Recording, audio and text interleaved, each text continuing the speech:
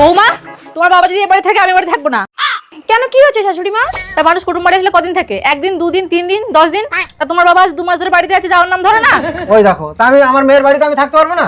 আমার বউ মারা গেছে, আমার ছেলে নেই, আমাকে কে খেতে দেবে? অবশ্যই থাকতে পারেন।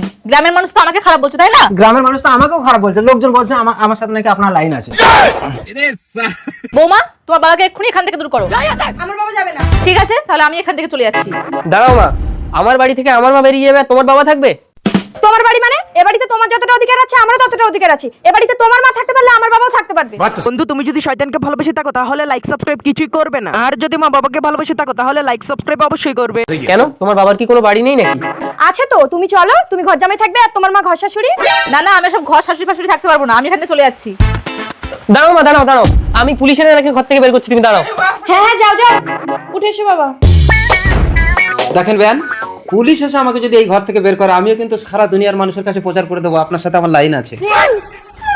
এই বেটা বুড়ো, তুই জামাই বাড়ি দখল করে বলছিস? ঠিক আছে, আমার বেয়ান যদি বলে আমি চলে যাবো। বেন কি বললো? বেন কি বললো? হ্যাঁ, আমি তো বলছি বাদ বেরিয়ে যাও। এই তুমি এত কথা বলছো কেন? তোমার মা তো আছে। আপনি কি বলছেন? তাই না তো, আমি আমার ছেলের বাড়িতে থাকতে পারলে উনি ওনার মেয়ের বাড়িতে থাকতে পারবেন। এই বাড়ি তো ওনারই বাড়ি। আমি সব বুঝতে পেরেছি মা, বাবা বেঁচে থাকলে তুমি এটা করতে পারতে। তার মানে আমার সামনে তুমি ওনাকে তাড়ানোর নাটক করছিলে? এটা অবৈধ। ঠিক আছে, তাহলে আমি বেয়ানকে বিয়ে করে নিচ্ছি।